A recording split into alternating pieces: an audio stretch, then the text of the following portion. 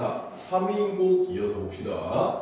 3인곡은 우리가 이거 장르를 한번 봐야 되는데, 얘의 장르를 우리가, 이런 장르를 우리가 가사라고 하지, 그치? 가사. 뭐 노래 가사 이런 거 아니고, 자, 이 가사라고 하는 애는 어떤 애냐? 이 가사는 일단, 행의 제한이 없어. 행의 제한도 없고, 그 다음에 연의 구분도 없어. 행의 제한도 없고 연의 구분도 없어. 이런 그 문체를 우리가 뭐라고 하냐면은 연속체다. 이렇게 얘기를 합니다. 이렇게 얘기를 해. 자, 그리고 얘네 우리가 다양한 운율을 얘기할 때 요런 이제 고전 시가들은 외형률을 많이 채택을 하고 있는데, 이 외형률 중에서도 음수율, 정해진 글자 수대로 맞춰서 운율을 맞춰주는 음수율이 있고, 그 다음에 정해진 대로 몇 번 이렇게 끊어있는 음보율이 있었지, 그치? 얘는 지금 음수율과 음보율을 동시에 가지고 있는데, 어떤 음수율을 가지고 있냐면 얘는 대체로 3, 4조 혹은 4, 4조, 즉 3글자, 4글자가 반복되거나 4글자, 4글자가 반복된다. 요렇게 보면 돼. 이 3, 4, 4, 4 얘는 무조건 3, 4, 3, 4글자, 그 다음에 4글자, 4글자 얘네로 고정된 게 아니라 여기에서 뭐 플러스 마이너스 1 정도는 그 글자 숫자가 뭐 좀 빡세게는 플러스 마이너스 2까지도 가능하다는 얘기야. 우리나라 시조는 이 음수율에 있어서는 좀 불규칙하기 때문에 꼭 여기에 맞춰 볼 필요는 없다라고 생각하면 돼. 쌤 좀 피곤해가지고 말이 좀 꼬인다. 자, 음보율은 보통은 4음보를 많이 사용한다. 그리고 이제 시조의 약간 종장처럼, 만약에 종장처럼 3, 5, 4, 3 이런 식으로 음수율을 보인다라고 하면은 이런 애들을 보고 우리가 정격 가사라고 얘기해. 정해진 격식에 맞춰서 쓰는 가사라고 해서 정격 가사라고 얘기하고, 만약에 3, 5, 4, 3이라고 하는 이 형식이 맞춰지지 않는다? 그러면은 변형된 가사라고 해서 변격 가사다. 이렇게 부릅니다. 변격 가사. 자, 그럼 얘는 봐봐. 이 가사에도 주제가 다양하게 있을 텐데, 주제가 다양하게 있을 텐데, 얘는 원래 이제 초기에 막 사대부들, 보통 이제 사대부들, 양반들이라고 하지 쉽게는, 사대부들이 주된 향유층일 때는 자연에서의 생활이나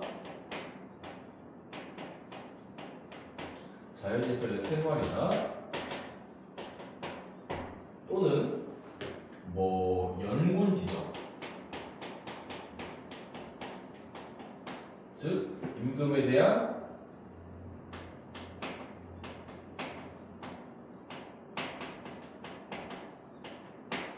충성심,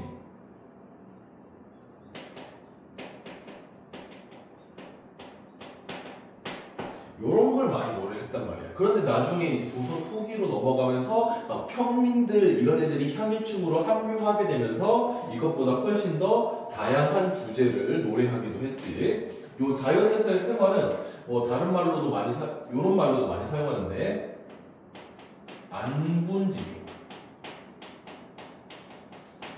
안분지족이라든지 안빈낙도,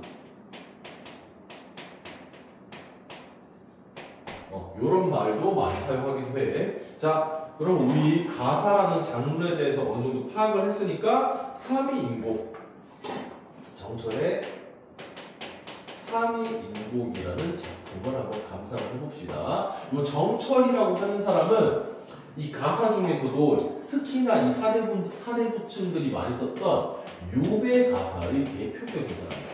유배 가사. 유배 가사라고 하면 뭐겠어? 유배 가사 쓴 가사라고. 유배 가사 쓴 가사라고. 유배를 가사 쓴 가사라고. 얘 대표적인 사람이 누구다? 정철이다. 자, 봅시다. 이 몸 삼기실제 님을 쫓아 삼기시니.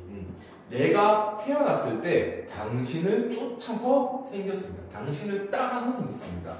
여기에서 얘기하는 이 님은 누구일까? 자, 우리가 아까 이거 조선 사대부, 정철도 사대부층이야. 사대부층이고 양반이야. 그러니까 그 중앙 정치에서 쫓겨나가지고 유배를 오게 됐겠지? 그러면 얘는 요거 아니면 요거를 노래하는데, 자, 미리 얘기할게. 요 3인곡에서는 요거에 대해서 많이 이야기합니다. 연군 지정에 대해서 많이 얘기합니다. 그러면은 님을 쫓아서 태어났다. 나는 당신 따라서 태어났어요. 당신이랑 함께 태어난 몸이에요. 라고 하면은 님은 임금 왕을 상징하겠지. 그 당시 왕으로는 선조 임진왜란의 임진왜란 때 왕으로 재위하고 있었던 선조를 의미합니다. 한생연분이며 한알모랄 일이런가. 한평생의 인연 천생연분은 하늘도 모를 일이런가. 하늘도 모를 일이런가. 하늘도 모를 일일까? 하늘도 모를 일일까 하는 거야. 일일까? 뭐야? 얘 의문형으로 끝났지. 의문형. 일일까? 의문형으로 끝났지. 뭐야? 서리적 표현이야.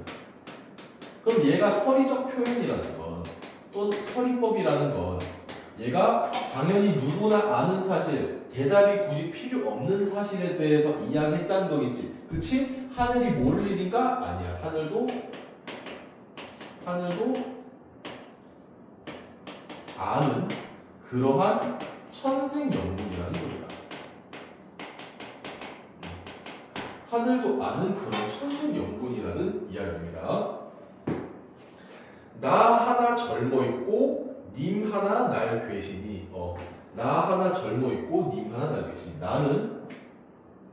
나는 젊고 님은 나를 사랑해. 지금 어때? 얘가 지금 과거의 상황이야. 즉 임과 이별하기 전. 임과 이별하기 전의 상황이야. 이별하기 전의 상황입니다. 그래서 이 마음 내 사랑 견줄 때 놓여 없다. 이 마음 내 사랑 어디에다가도 어디와도 무엇과도 비교를 할 수가 없어. 무엇과도 비교할 수 없을 정도로 굉장히 지금 내 마음이, 내 사랑이 너무나도 깊다는 거지. 그치? 그런데 평생의 원하여되 한데 내자 하였더니, 내가 평생에 원하기를, 화자의 소망이 뭐였냐면 구분이 안 되니까 여기 한번 이제 폰 한번 끌고 가자. 잠깐 한번 폰 한번 끌고 가자. 화자의 소망이 뭐였냐면 평생 함께 하고 싶던 거야. 평생 함께 하고 싶었던 게 화자의 소망인데, 그런데 어떻게 됐어? 늙어야 무사일로 외워두고 그리나고. 늙어서는 무슨 일로 나를 외로이 두고 그립게 그리워하고 있는가? 늙어서는 나는 왜 혼자서 이렇게 해가지고 굉장히 외롭게 하는 상황이야. 왜 나는 이렇게 혼자서 외롭게 이런 너 당신을 그리워만 해야 돼? 라는 상황이야. 그러면 지금 봐봐. 현재의 상황은 어때?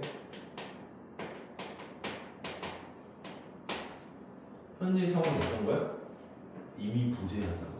이미 없는 상황이야. 이미 지금 부재한 상황인 거야. 그러니까 봐봐. 과거에는 이미 이별하지 않고 내 곁에 있었는데 지금은 내 곁에 계시질 않아. 그럼 어때? 이거 봐봐. 이 상황이 어때? 지금 완벽하게 대조되고 있지. 그치? 둘의 상황이 완벽하게 대조되고 있어.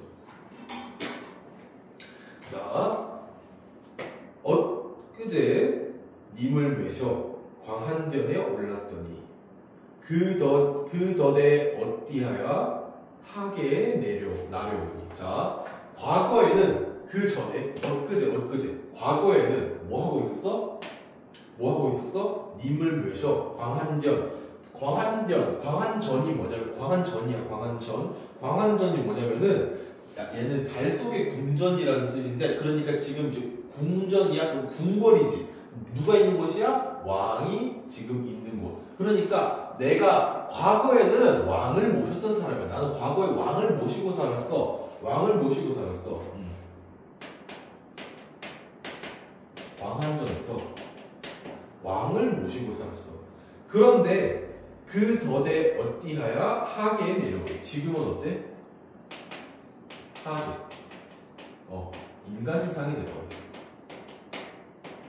그러니까 지금 왕을 약간 옥황상제, 하늘의 왕 이런 사람으로 비유를 하고 있고, 그 자기 자신이 약간 뭐 선녀라든지 뭐 이런 거에 비유를 해가지고, 나는 원래 저 하늘에 있는 그 광한전에서 옥황상제를 모시고 살던 몸이었는데 지금은 인간 세상에 와가지고 지금 이러고 있다. 마찬가지로 여기도 지금 완벽하게 뭐야? 대조가 되고 있는 거야.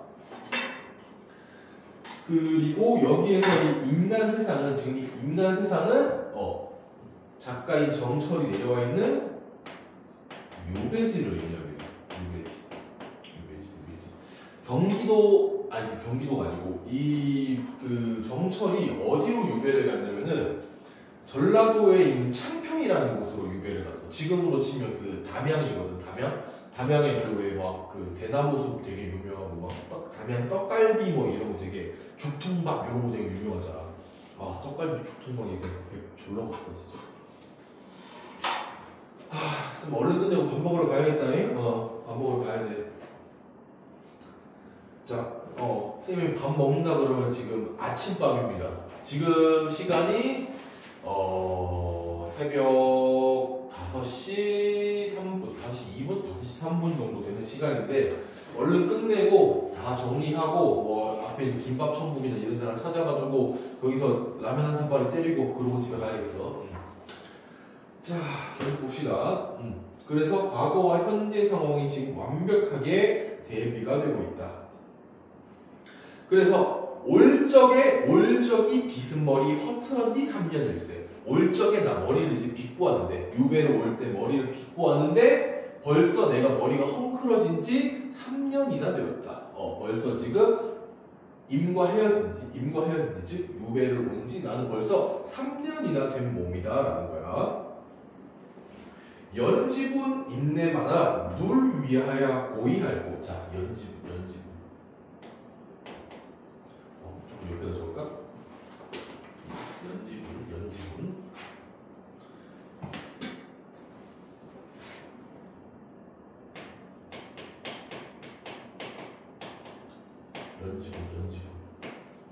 이거 뭘까?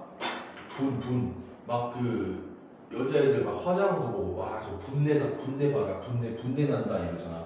그럼 얘는 뭐야? 화장도구야.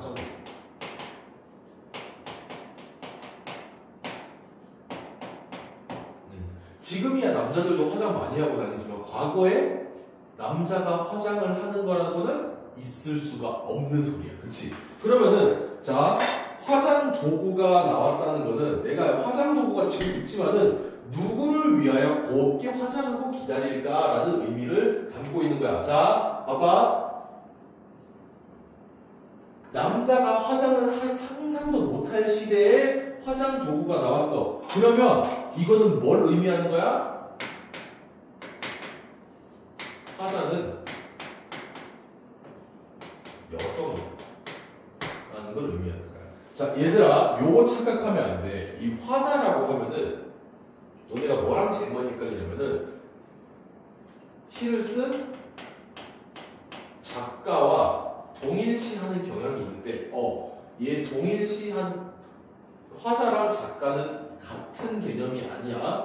물론 일부 시에서는 화자랑 작가가 완전히 동일시 되는 경우도 있지만 지금 이 상황에서는 화자는 작가랑 같은 사람이 아니야. 화자는 뭐 하는 사람이냐면은 시 속에서 이야기하는 사람일 뿐이지 지금 여기에서 작가랑 똑같은 사람이다? 그렇게 생각하면 안 돼. 그러니까 지금 이 작가는 뭘 하고 있냐면은 여성 화자를 여성으로 설정해서 그의 목소리를 빌려가지고 자기의 그 정서라든지 정서라든지 그런 거를 이야기하면서 시상을 전개해 나가고 있다. 이렇게 생각하시면 됩니다. 자, 그래서 연지분 이게 있지만 아무데도 쓸데가 없어. 아무데도 쓸데가 없어. 그래서 어떻게? 자, 마음에 맺힌 시름 텁텁이 쌓여 있어. 마음에 맺힌 시름 텁텁이 쌓여 있어. 자, 시름이야. 지금이라고 시름 걱정이야. 걱정. 마음에 맺힌 걱정이 첩첩이 쌓여 있어. 얘가 첩첩산중으로 막 따따따따 이렇게 시름이 이렇게 막 있잖아. 이렇게 막 벽이 이렇게 막 쌓이듯이 탑이 이렇게 막 쌓이듯이 쌓여 있는 거야. 자, 첩첩이 쌓여 있어라고 하면은 봐봐. 선생님 이거 괜히 그린 거 아니지? 어떻게 하라고 했어? 항상 시를 공부할 때는 감상할 때는 이미지를 머릿속에 떠올려라. 봐봐. 시각적 이미지가 떠오르지. 시각적 이미지가 떠오르지. 이런 걸 보고 뭐라 그러냐면은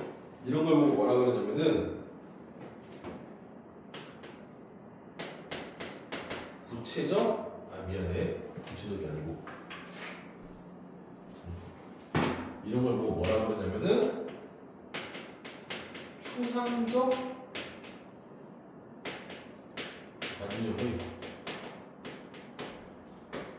구체화다. 추상적 관념의 구체화다. 우리가 이렇게 많이 얘기를 해. 추상적 관념의 구체화다. 즉 이게 무슨 소리냐면은 추상적 관념이라는 건 안 보이는 거야. 안 보이는 거를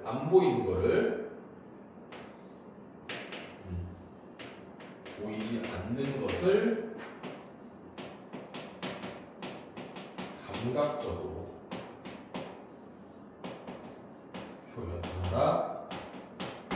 보이지 않는 것을 감각적으로 표현한다. 즉 여기서 뭐 감각적이라는 거는 뭐 시각적으로도 표현될 수도 있고 뭐 청각적으로도 표현될 수가 있고 어떤 감각이든 실제로 보이지 않는 만져지지 않는 감각될 수 없는 것이 감각적으로 표현된다면 추상적 관념을 구체화시켰다라고 볼 수가 있는 거야. 오케이? 자, 한번 지우고요. 앞에서 지우개 잘 안 지워진다고 찡찡댔잖아. 그래서 몇 개 물 그냥 여유롭게 뭉쳐놨어. 찡찡대고 볼 일 없을 거야. 그래도 힘들긴 힘들어. 볼 일 없을 거라면서 바로 찡찡대 버렸네. 자, 계속 봅시다. 자, 진난이 한숨이요. 디난이 눈물이라. 짓는 것은 한숨이고 떨어지는 것은 눈물이라. 짓는 것은 한숨이고 떨어지는 것은 눈물이라. 자, 보니까 앞, 뒤 문장 구조가 똑같네. 이런 걸 뭐라 그래? 우리가 대꾸법이라고 그러지. 대꾸법이라고 그래. 자, 대꾸법에 대해서 우리가 간단하게 설명 좀 하고 가자. 대꾸법이라는 거는 우리가 대꾸법이라고 했잖아. 그렇지? 대꾸법이라는 거는 너네가 보통 어떻게 알고 있냐면은 비슷한 문장 구조 또는 통사 구조라고 하지. 비슷한 문장 구조 또는 통사 구조가 반복이 된다. 그런데 비슷한 문장 구조 또는 통사 구조가 반복된다고 해서 전부 다 대꾸법은 아니야. 얘는 조건이 있어. 연속적이야.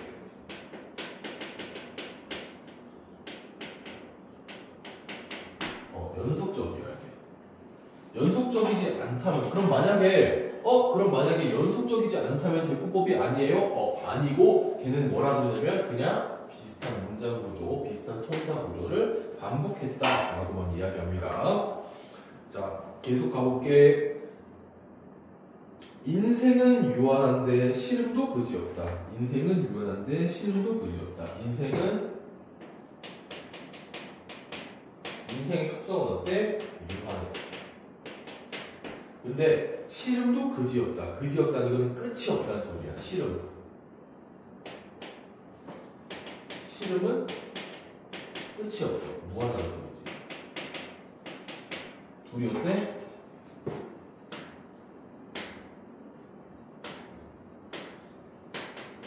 대조되고 있지. 좀 더 이쁘게 해보자. 대조되고 있지. 그치? 둘이 대조가 되고 있어. 인생과 시름을 지금 대조시키고 있으면서 무심한 세월은 물 흐르듯 하는 거야. 되게 무심해. 세월이 무심해. 세월이 막 무심하게 흘러가. 여기서 뭘 듣는 거야? 안타까움의 정서. 안타까움의 정서를 드러내고 있다.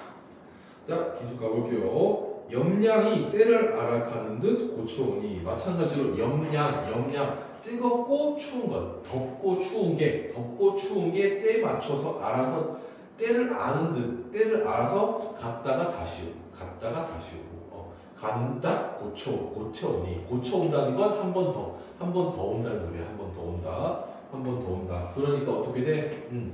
계절이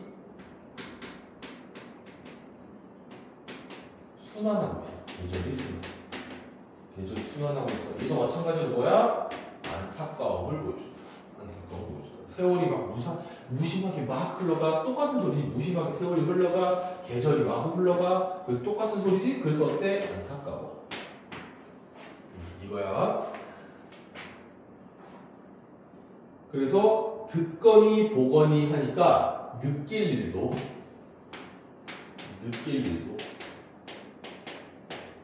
하고 할시야. 많고 많다. 느낄 일도 많고 많다라고 얘기를 해. 많고 많다. 자, 여기서 이 느낄 일. 그러니까 자기가 이제 계속해서 세월이 무심하게 흘러가. 계절도 막 순환해 하고 그러니 3년 동안 이렇게 되는 3년 동안 뭔가 느낄 것이 되게 많겠지. 생각한 것이 되게 많을 거야. 그렇지? 그걸 어디에다 담은 거라? 본사에다가. 본사의 내용에다 담아버린 거야. 본사의 내용에다 담아버린 거야. 자, 그럼 이제부터 본사가 시작됩니다. 본격적으로 뭔가 이야기하고자 해. 동풍이 건듯 불어 적설을 헤쳐내니. 자, 동풍이 불어서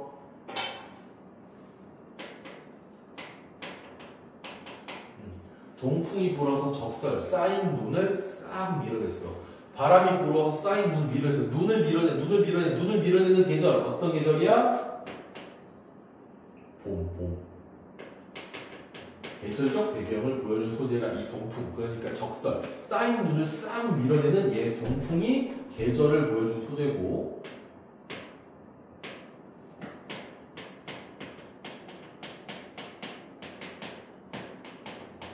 얘는 지금 봄임을 드러내고 있다. 봄. 지금 계절이 봄임을 드러내고 있다.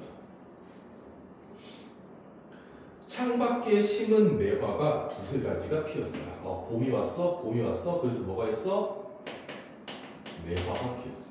매화가 피었네.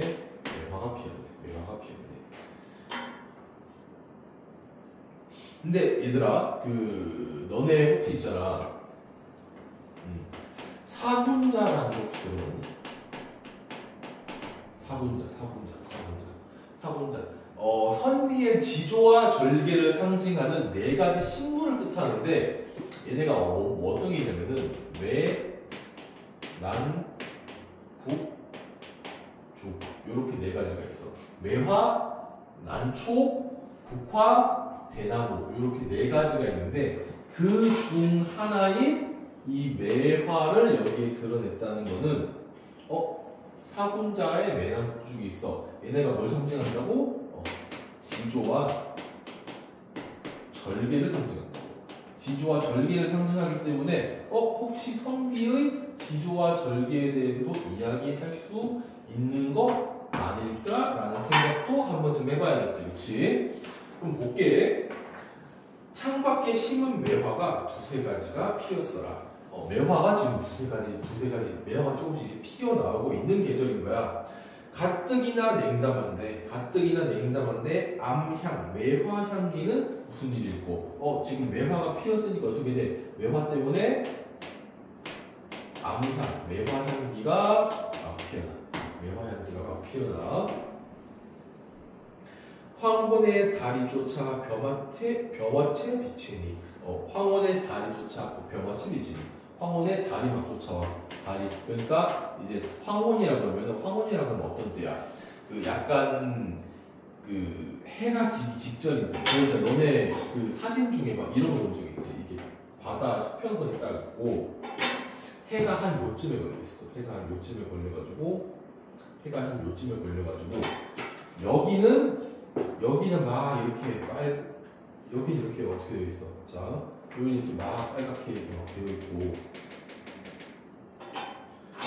여기는 이렇게 막 노랗게 되어 있는데, 여기는 지금 어두워.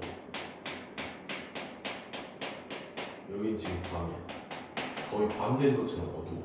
이런 거 사진 본 적 있지, 그렇지? 이런 게 지금 막 황홀인데, 이 황홀이 찾아오니까 어떻게 돼? 달이 이렇게 딱 뜨면서, 달이 이렇게 딱 떠오르면서 어떻게 돼? 달빛을 여기 내뿜는 거야.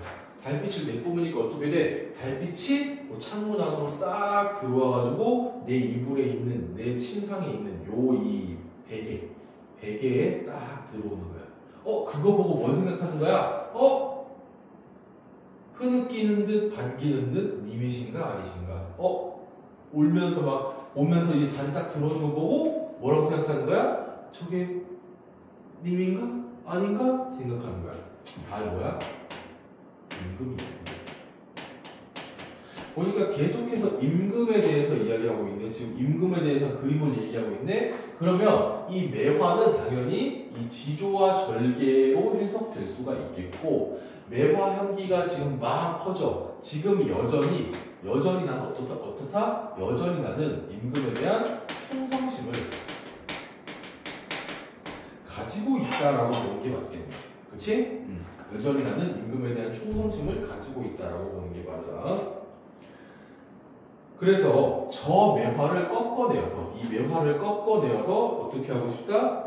님 계신데 보내오죠. 저 매화를 꺾어내어서, 이 매화를 꺾어내서 임 계신데 보내고 싶다. 이 매화를 꺾어내서 임 계신데 보내고 싶다. 어떻게 하고 싶다는 거야? 임 계신데 보내고 싶다. 보내고 싶어. 그러면은 얘는 임에 대한 사랑과 정성을 보여주는 소재인 거지. 사랑과 정성을 보여주는 소재인 거야. 사랑과 정성을 보여주는 소재인지는 바로 뒤에 보면 알아. 님이 너를 보고 어떻다 여기실고. 자, 얘를 보내가지고 어떻게 하고 싶냐? 이 매화를 그러니까 지조와 절개를 상징하는 그 매화를 딱 보내고 싶은 거야. 그리고 뭐 하고 싶은 거야? 나 아직 당신에게 충성하고 있습니다.를 보여주고 싶은 거야. 아직 당신을 사랑하고, 당신을 그리워하고, 당신에게 여전히 충성하고 있습니다를 보여주고 싶은 거야. 그러다 보니까 이거를 보냈지만, 야 근데 보냈다고 무조건 좋아할까? 라는 생각은 금물이지, 그렇지? 그래서 어떻게 하는 거야? 어떻다고 여기실까? 어떻다 여기실까?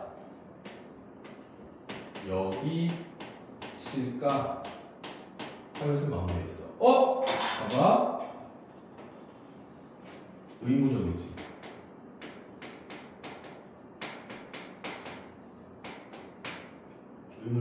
얘 서리법? 아닙니다. 서리법 아니야. 서리법 아니야. 왜?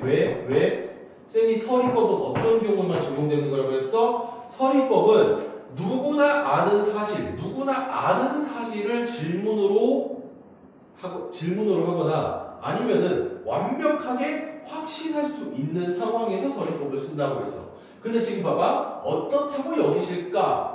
라는 부분에 있어서 이 부분에 있어서 대답이 필요해 안 필요해?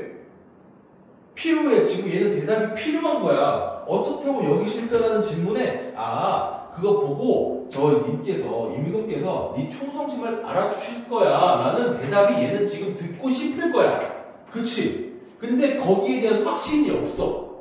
그럼 어떻게? 그냥 물어보고 어떻게 될까라고 확신을 못하고 불확실하게 그냥 기대감도 가지고 있으면서 우려도 함께 갖고 있는 거야. 이해됐어?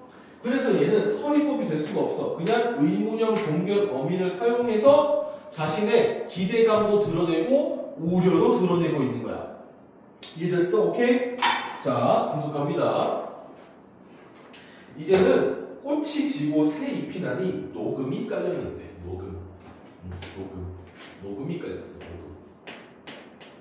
녹음이 뭐냐면 이제 쫙 파랗게 진짜 이제 그 약간 그 봄이 오면은 꽃이 막 피면서 알록달록 하다면은 파랗 그 풀을 녹자 파랗게 깔리는 아예 새파랗게 깔려버려. 그럼 뭐야? 얘도 계절을 드러내는 소재야.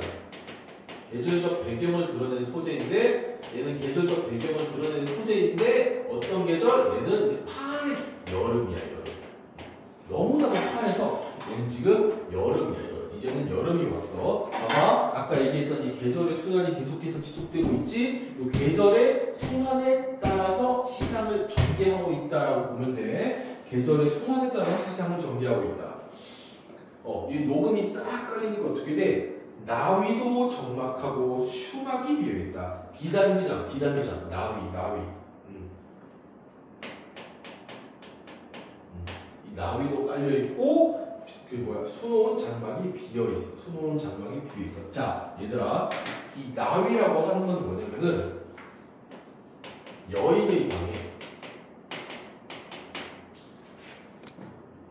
여인의 방에 얇은 비단 장막 쳐놓은 거. 얇은 비단 장막. 우리 왜 사극 드라마, 사극 영화 이런 거 보면 있잖아. 이렇게 막 방이 이렇게 있는데 여기에 이렇게 막 비단으로 커튼 같은 게 이렇게 막 깔려 있어. 비단에 커튼 같은 게 깔려 있는데 그 뒤로 어떻게 되는 거야? 사람이 앉아 있는 이 실루엣이 이렇게 보이지. 사람이 앉은 실루엣이 이렇게 보이지. 이런 거 본 적 있어? 얘가 나위인 거야. 이런 게 나위인 거야. 그러면 봐봐. 자, 여인의 방 안에 있는 얇은 장막이야. 지금 보니까 화자가 있는 곳에 나위가 깔려 있어. 그리고 그 나위가 깔려 있는 그 방은 너무나도 이제 쓸쓸하고 텅 비어 있어. 자, 얘도 뭐야? 화자가 여성임을 드러내는 소재인 거지. 화자가 여성임을 드러내는 소재 중 하나인 거다. 이거 두 번째. 여성 화자임을 드러내는 소재 두 번째.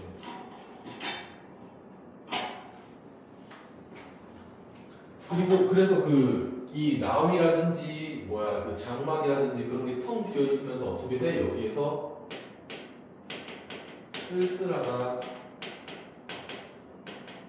라는 정서를 느끼고 있는 거야. 이 쓸쓸하다라는 정서와 같이 올 수 있는 사자성어가 뭐냐면은 독수공방.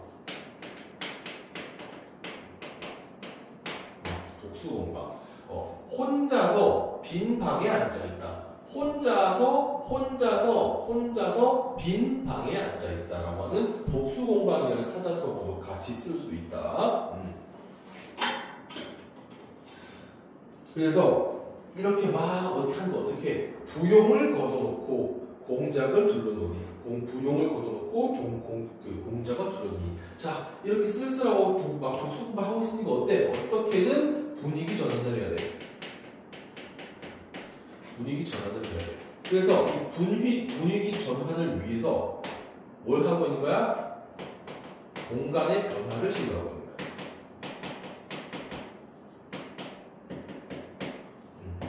분위기 전환을 위해서 공간의 변화를 시도하고 있다. 분위기 전환을 위해서 공간의 변화를 시도하고 있어. 이게 변화를 막 시도했지만 가뜩이나 씨름한데 하다. 얘들아 이거 알아놓으면 되게 좋아. 고전 시가에서 많이 쓰이는 용어, 되게 많이 쓰이는 고대 국어, 아니 중세 국어인데 하다라고 하는 건 지금은 do라는 의미로 쓰이지만 옛날에는 많다라는 의미로 쓰여요. 하다라는 건 많다라는 의미로 쓰인 거야. 많다. 그래서 씨름이 많은데 날은 어찌 길이 떠고 날은 어찌 일이 긴가. 내가 씨름할 게 이렇게 많은데 빨리 밤이 돼가지고 잠에 들어가서 이 씨름을 다 잊어버리고 싶은데 왜 이렇게 날이 긴 거야? 왜 이렇게 낮이 긴 거냐고 라고 불평하고 있는 거야. 한탄하고 있는 거야. 그래서 자 원앙금 배워놓고 오색시를 풀어내요. 오색시를 풀어내어서 금자의 견화에서 님의 옷을 지어내니. 자 원앙을 수놓은 비단 싹 배워놓고 오색선 화려한 옷들을 막 화려한 실들을 싹 이렇게 세팅해놓고 자도 금으로 입었어. 자 너네가 아는 이 자 맞아. 너네가 아는 이 자 맞아. 이거 맞아. 이 자로 싹 재가지고 싹 재단을 해가지고 님의 옷을 지어내. 님의 옷을 지어내. 님의 옷을 지어내. 이 옷도 뭐야? 이 옷을 지어가지고 어떻게 님한테 보내고 싶대. 님의 옷 마찬가지로 님을 향한 사랑이라든지 정성이 드러나는 소재입니다. 오케이? 이 님의 옷을 지어내니 내가 지어놓고 보니까 있잖아. 수품은 카니와 제도도 가자시고 솜씨도 좋고 격식도 딱 갖췄어. 옷이 이쁠 뿐더러 격식도 딱 맞는 옷이야. 내가 지었지만 참 잘 지었어. 뭐라고 했어? 자화자찬. 자기가 지은 옷에 대한 자화자찬을 아끼지 않고 있지. 자기가 지은 옷에 대한 자화자찬을 하고 있다.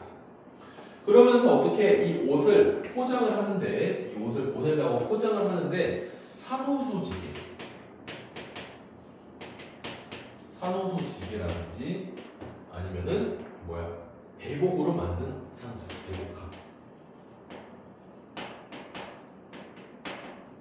이런 데다 넣어라.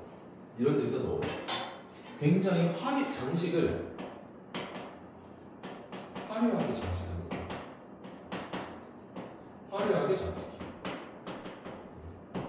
화려하게 장식해. 이러다 보면 이렇게 님에게 보내고자 님 계신 데 싹 바라보니까 여기 뭐가 있어? 얘네를 가로막는 데 있어. 뭐가 있어? 산인가 구름인가 멀기도 멀고 먹어도 멀시고. 자 산이라든지 구름이라든지 이런 애들이 지금 뭘 하고 있는 거야? 님과 나 사이를 가로막는 장애물인 거야. 장애물. 님과 나 사이를 가로막는 장애물인데 자 우리 이 가사가 뭐라 그랬어? 유배가사라고 했지. 유배가사. 자 여기 없네. 지금 지웠네. 이 가사가 뭐라 그랬어? 유배가사라고 했지.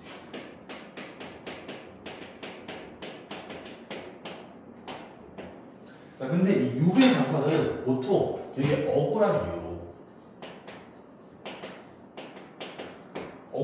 이유로 유배를 왔을 때 많이 쓰여져.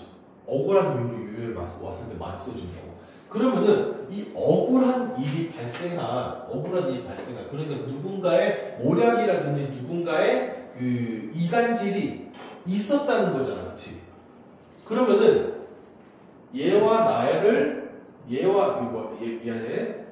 왕과 나의 사이를 가로막는 이 장애물은 어떻게 해석될 수 있다? 간신이다. 간신으로도 해석될 수 있다. 간신으로 해석될 수 있다. 간신으로도 해석될 수 있다는 점. 자, 임과 나의 거리를 보니까 천리, 만리, 길이, 뉘라 찾아가고 천리, 만리 너무나도 멀어. 천리, 만리 여기 좀 지우고 갈게. 여기 지우고 여기다 적을게. 보니까 자, 저 장애물도 되게 막 깔려 있고 있잖아. 그 길이 보니까 천리만리야. 길이 보니까 천리만리야. 실제로 천리만리 이거 그 리가 좀 T적인 면에서 접근해 보면은 얘가 한 1.4km 정도 되거든. 천리면은 얼마니? 1,400km. 말리면은 맞네. 1,400km. 말리면은 14,000km야. 한반도에 1,400km, 그 14,000km 가려면은 말이 안 되지, 그치? 뭐야, 이게? 과장이야, 과장. 과장법을 통해서 뭘 하고 있냐면은, 임과 나 사이, 임과 나 사이에 심리적인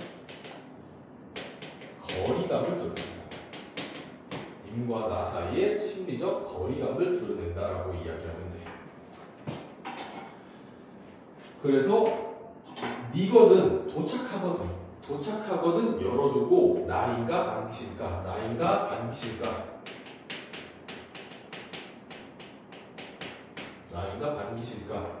봐봐. 얘도 봐봐. 마찬가지로 종결어미가 의문형으로 끝났지, 그치?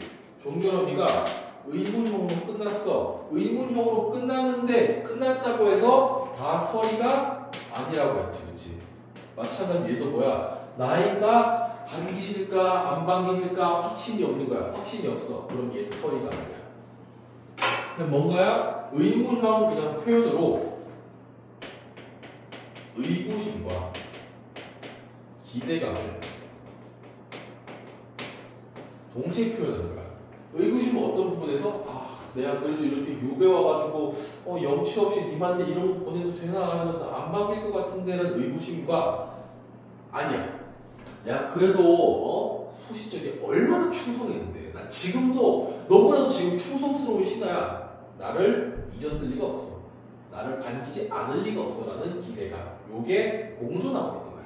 오케이? 다시 한번 지우고 갑시다.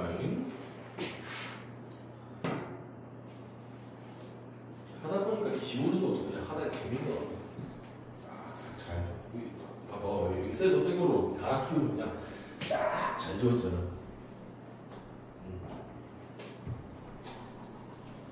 아우, 씨.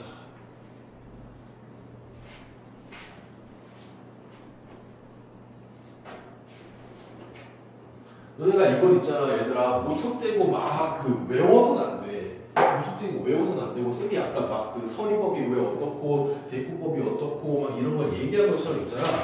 너네도 이거를, 내 쌤이 그거를 왜 얘기하겠어? 이거를 이해를 해야 너네가 이게 나중에 뭐 외우더라도 이해를 하고 나서 외워야 훨씬 더 쉽게 외워진단 말이야. 공부는 원래 다 그렇게 하는 거야. 이렇게 쌤이 이렇게 얘기하는 것처럼 왜 이게 이 표현법이고 왜 이게 이렇게 될 수 있는가를 파악하면은 너네가 이제 문학을 보는 근본적인 시각이 달라지고 문학을 이제 공부하면서 근본 이제 실력을 향상시킬 수 있다. 오케이? 자, 계속 봅시다. 그 다음 페이지. 하룻밤 서리김에 기러기 우려낼제. 하룻밤이 이제 지났어. 다시 이제 하룻밤이 서리가 됐어. 서리. 자, 서리. 이 서리가 뭐야, 얘들아? 서리. 이 서리가 언제 피는 거야? 이게 그 아침에 좀 추울 때 이제 나뭇잎이나 아니면 그 차 차 몸체 이런 데 이제 싹 가볍게 아주 얇게 얼음들이 이렇게 쫙 펴져 있는 걸 뭐가 서리라고 하지. 이 서리가 피기 시작하면 어때? 지금 보니까 얘가 지금 가을이 오고 있네. 가을이 계절적 변형이에요.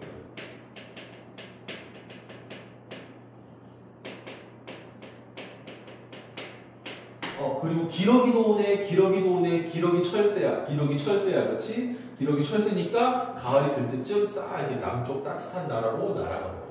그럼 뭐야? 기러기도 마찬가지로 계절적 배경을 드러내는 거야. 근데 봐봐, 기러기가 울며 갈 때, 기러기가 울어, 기러기가 울어.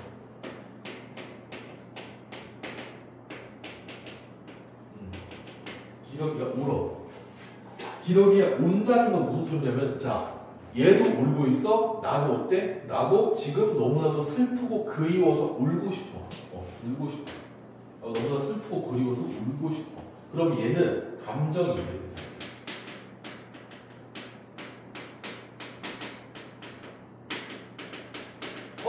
감정이입의 대상이 뭔데? 감정이입의 대상이 뭔데? 자, 우리가 감정이입을 알기 위해서는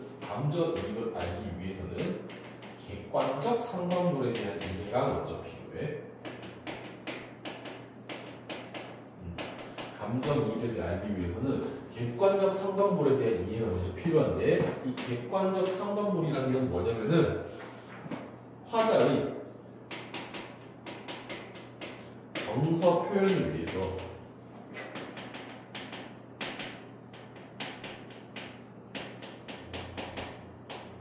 사물을 이용한다.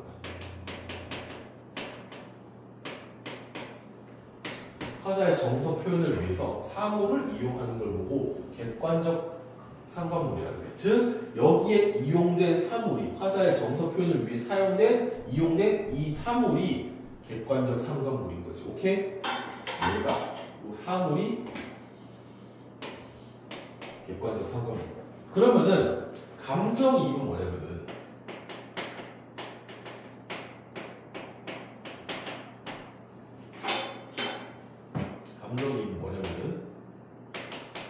사물과 화자의 정서, 감정을 동일시 사물과 화자의 정서 또는 감정을 동일시. 그럼 뭐야? 자, 봐봐. 얘랑 감정이 똑같아야 돼. 얘랑 똑같은 감정을 느끼고 있어야 된다고. 그럼 봐봐. 얘가 지금 어떻게 하고 있어? 화자의 정서를 표현하기 위해서 사물을 이용했지. 동일시했으니까. 화자의 정서 표현을 위해 사물을 이용했어. 그럼 얘도 뭐야? 감정이입도 객관적 상관물의 한 종류인 거야. 이해됐니? 이해됐어? 객관적 상관물의 한 종류로 감정이입이 있고, 이 감정이입이라고 하는 거는 뭐다? 사물과 화자의 정서랑 감정을 동일시해서 마치 얘 감정이 내 감정인 것처럼, 얘 감정이 내 감정인 것처럼 이야기하는 거야. 내 감정이 얘 감정이고 얘 감정이 내 감정이다. 이게 객관적 상관물이야. 그러면은 기러기가 운다는 거는 뭐랑 똑같은 거야? 운다는 거는 화자의 정서와 똑같은 거야. 화자의 정서와 똑같은 거야. 오케이? 이해됐니? 이해됐다고 생각하고 넘어갈게. 자, 위루에 혼자 올라 수정령 거듭말이. 위루라고 한 데 갔어. 위루. 높은 누가 올라갔어. 높은 누각에 올라갔어. 지금 거기가 화자의 위치인 거야. 수정령이라고 하는 걸 딱 거두니까 동산에 달이 나고 북극에 별이 돼요. 동산에 달이 나고 북극에는 별. 동산에 달이 나고 북극에는 별이 있어. 님인가 반기니 눈물이 절로난다. 자, 얘는 둘 다 뭐야? 님이가 반기고 있다. 달 나고 별 나고 하니까 님이가 반기고 있어. 그럼 얘도 뭐야? 임금을 상징하는 거지. 얘도 지금 임금을 상징하고 있어. 자, 청광을 피워내어 봉황루에 붙이고죠. 청광을 피워내서 봉황루에 붙이고 싶다. 우리 소포를 붙인다 그러잖아. 그러니까 보내고 싶다는 얘기야. 봐봐, 여기서 청광. 얘가 의미하는 게 뭐냐면은 지혜를 상징하는, 얘는 지혜를 상징하는 빛이야. 그러니까 무슨 얘기를 하는 거냐면은 임금이 지혜로운 정치를 하기를 바라는 거야. 임금이 지혜로운 정치를 하기를 소망하고 있다. 그러면서 봐봐, 임금이 지혜로운 정치를 하기를 소망하고 있다. 즉 지혜로운 정치를 하도록 내가 돕겠다. 이것도 뭐야? 지혜로운 정치를 하도록 내가 돕겠다는 얘기는 무슨 소리야? 내가 아직도 저 임금에게 사랑이 있고 그 다음에 정성을 갖고 있다. 사랑과 정성을 보여주는 세 번째 조직이다. 이걸 어떻게 하고 싶대? 임금에게 보내고 싶다고 했으니까 얘도 사랑과 정성을 의미하는 소재 중 하나라고 볼 수 있겠지. 누 위에 걸어두고 팔황에 다 배치어.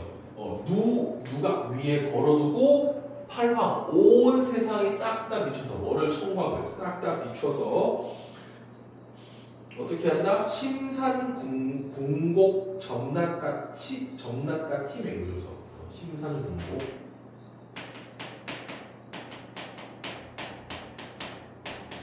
심산궁곡을 점낫같이 맹조서. 아주 깊은 소, 깊은 산, 그리고 매우 깊은 협곡, 이런데 빛이 안 닿는 데까지 싹 다 빛이 닿지 않는 데.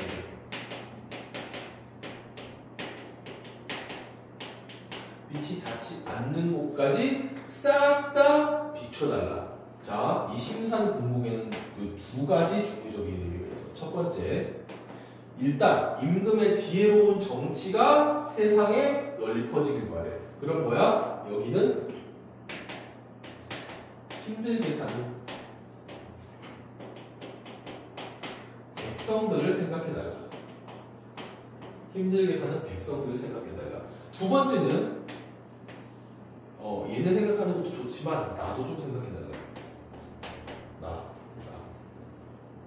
누구야? 화자.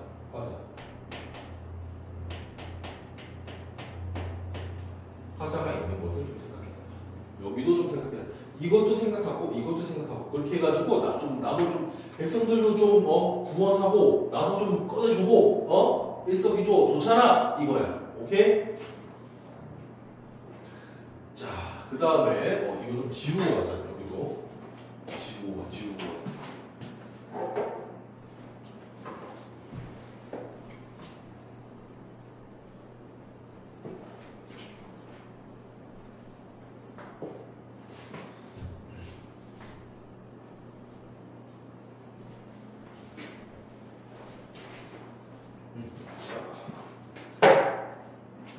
이제는 어떻게 되냐면은 건곤이 폐색하야. 온 세상이 꽉 막혀. 온 세상이 꽉 막혀서 어떻게 돼? 백설이 한 빛인데, 백설. 백설이 싹 비쳐. 백설이라 그러면 뭐야? 하얀 눈이지. 하얀 눈이 와. 이제 어떻게 돼? 계절적 배경. 지금 계절이 뭐가 된 거야? 겨울이 된 거야. 이 겨울이 되니까 사람은커니와 날새도 그쳐있다. 사람은 당연하고 나는 새도 싹 없어졌어. 자, 요 부분은 참고로 그냥 알아두면 좋은 건데, 얘는 그 중국 시인 유종원이 중국 시인 유종원의 강설이라고 하는 부분을 이룬 거야. 중국 시인 유종원의 강설이라는 부분을 인용을 했어. 그래서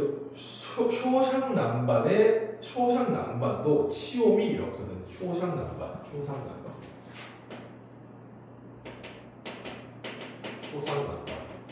쇼샹난반이 뭐를 의미하냐면은, 그러니까 좀 소양강 남쪽, 소상강 남쪽. 소상강 남쪽 지역이 어디냐면은 그러니까 전라도 창평. 전라도 창평 너네 어디서 들어보지 않았니? 아까 뭐라고 했어? 여기가 지금 화자의 유배지라고 했지.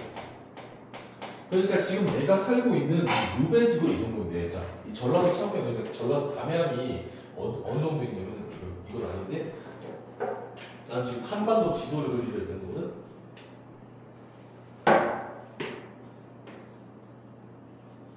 대충 이렇게 그리자.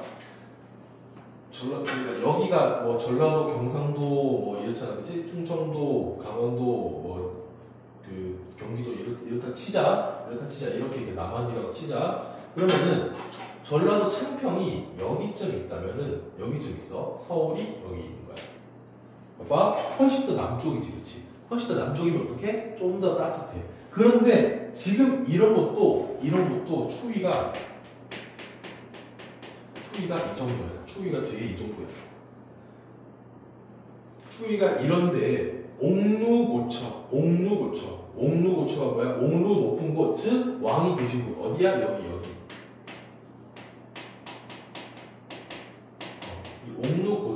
이 옥루고처야. 더욱 닐러 무사말이. 더욱 말해 무엇하랴. 말해 무엇.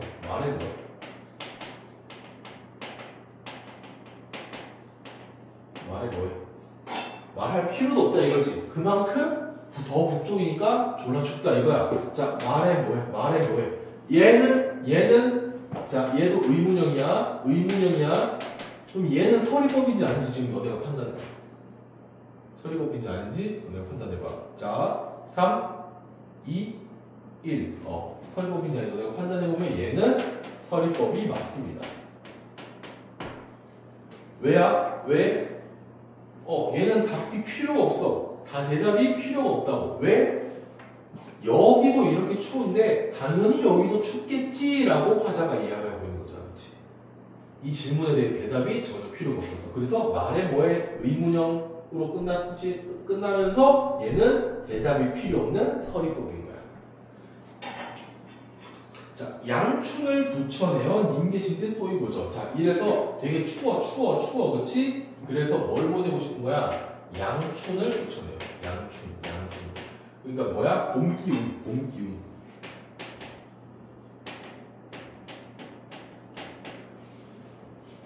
봄 기운 어때? 따뜻하지, 그렇지? 따뜻하지. 그래서 봄 기운을 붙여내어 임 계신 데 쏘이고자. 얘 봄 기운을 임 계신 데가 딱 쏘고 싶어. 어떻게 하고 싶은 거야? 임을 추운 데 있지 말고 따뜻하게 만들어주고 싶다는 거야. 추운 데를 따뜻하게 만들어주고 싶다. 거기에다가 모처럼 비추엔 해를 옥루에 올리고죠. 옥루 이런 거 계속 나오지. 옥루 이제는 말 안 해도 알아야 돼. 딱 알아야 돼. 어디야? 궁궐이야.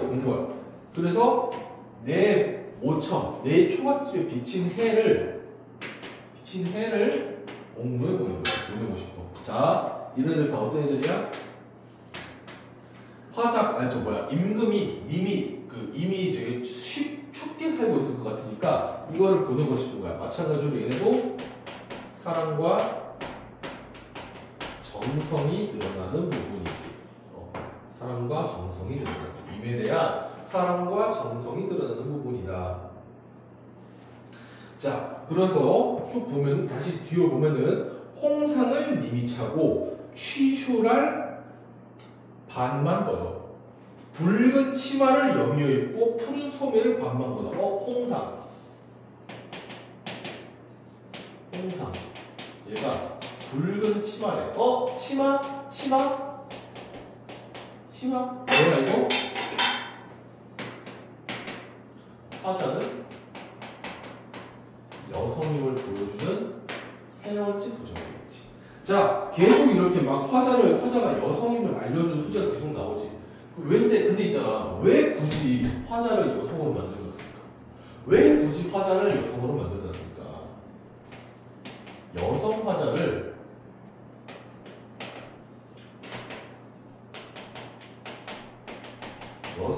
설정하면 얻을 수 있는 효과가 있기 때문이겠지, 그렇지? 어떤 효과가 있냐? 첫 번째 첫 번째 어떤 효과가 있냐면은 애틋함이다.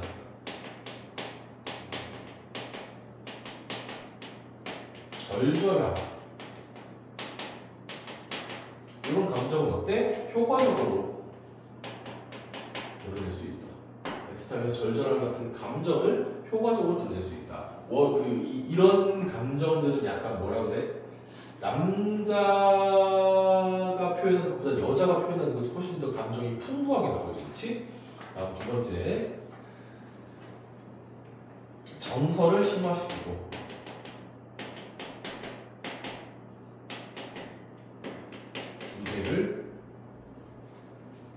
주제를 구체화한다. 자, 표면적인 이 시의 주제가 뭐야? 왕 이런 거 걷어내고 표면적인 이 시의 주제가 뭐야? 임에 대한 사랑이지. 왕이라든지 신하라든지 유배라든지 그런 거 싹 생각 안 하고 그냥 작품만 딱 읽어보면 임에 대한 사랑이 메인 주제야, 그렇지? 그럼 이 주제를 이 사랑이라고 하는 주제를 훨씬 더 구체적으로 나타낼 수 있는 거는 오히려 여성 쪽에 더 가깝다라는 판단하에 내가 이런 식으로 쓴 거야. 다음 세 번째,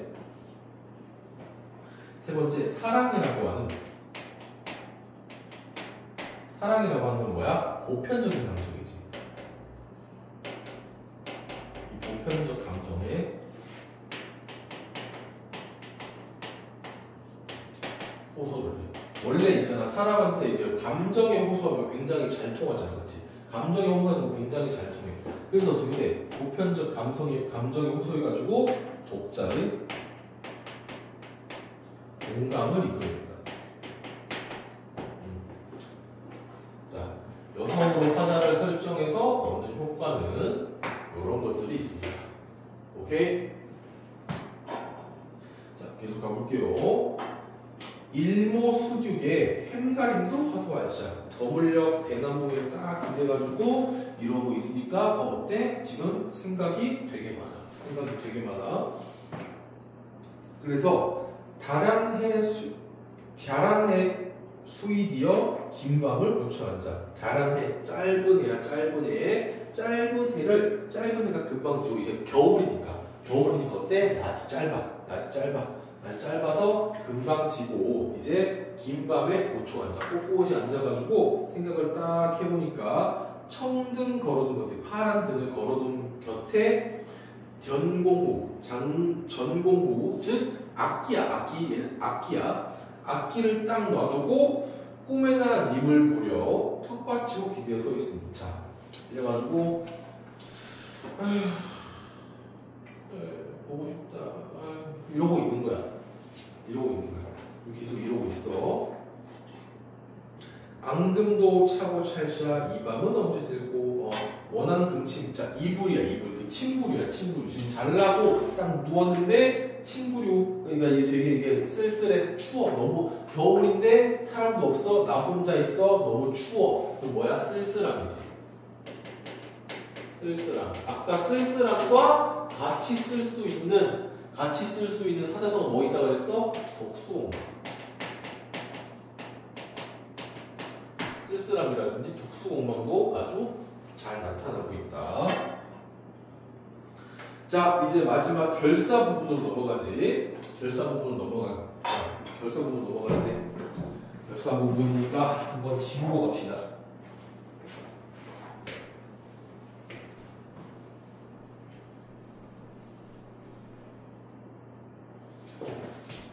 결사 부분.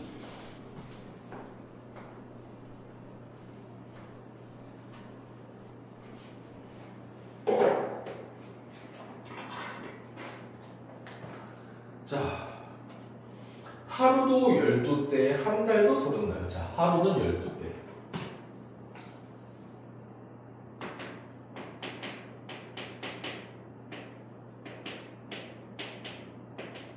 하루는 12시간. 이때는 12시간이었어. 이때 막 축시, 자시, 축시, 인시, 묘시 이런 거 있잖아. 그치? 이런 게 거의 2시간 단위로 끊겼어. 2시간 단위로 끊겨가지고 이때 기준으로 12시간이 맞아. 그 다음에 한 달은 설날, 한 달은 30일. 이런 식으로 어떻게 구체적인 수치를 내세요. 구체적인 수치를 내세요. 그럼 뭐 한 거야? 수치화한 거야. 수치화한 거야. 무엇을? 그리움의 깊이를.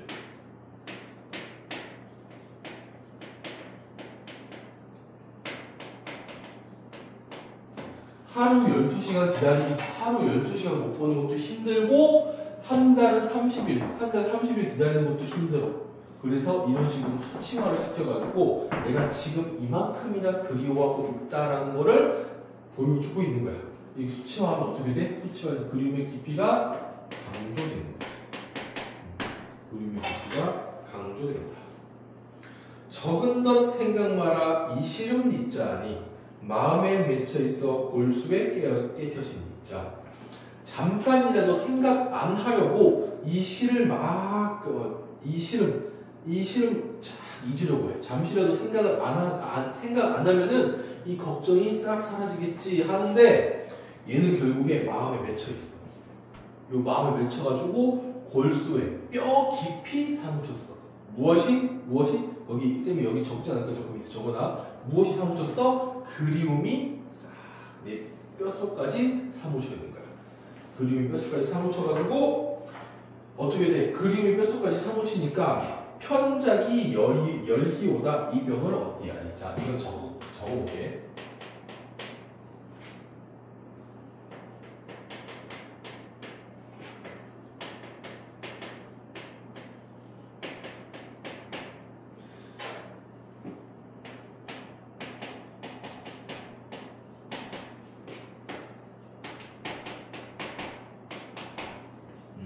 편작이 열희오다 이 병을 어디야? 이 편작은 뭐냐면은 중국, 얘가 옛날 고대 중국의 명이야.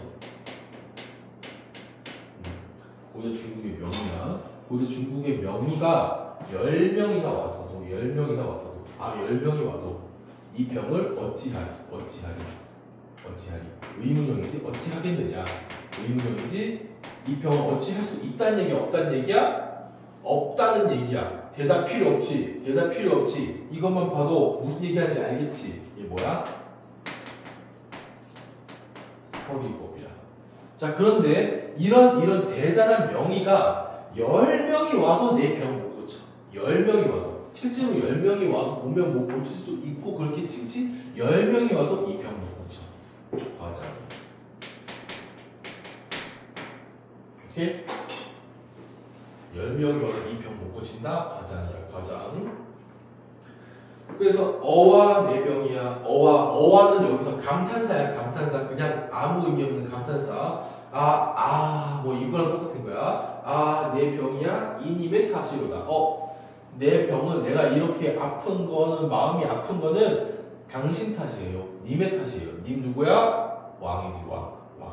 내 그 간신들의 말을 듣고 나를 유배보내고 내쳐버린 당신 탓이야 라고 이야기하고 있는 거야. 차라리 씌어디어 범납이 되오리라. 차라리 쓰러져서 범납이 되오리라.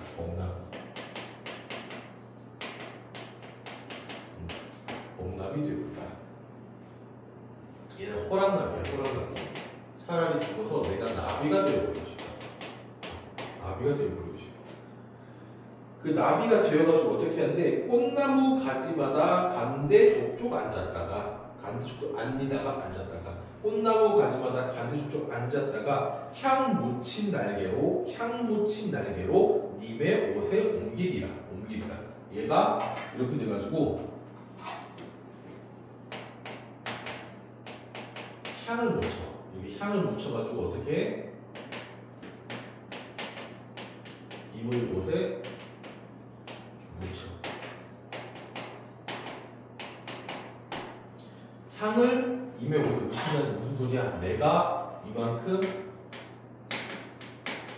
충성심을 가지고 있다. 이런 얘기지.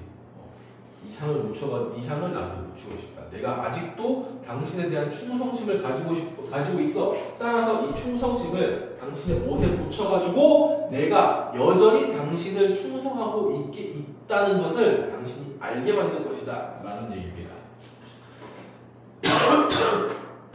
그래서 님이야 날인 줄 모르셔도 내님 조차려 하느라. 무슨 소리야? 임은 몰라도 임은 나인 줄 몰라도 나는 님을 쫓아가고 뭐야? 우리가 이런 걸 보고 일편단심이라고 얘기하겠지. 그리고 일편단심이라고 얘기합니다. 자, 이렇게 우리가 3인국 살펴봤는데, 자, 이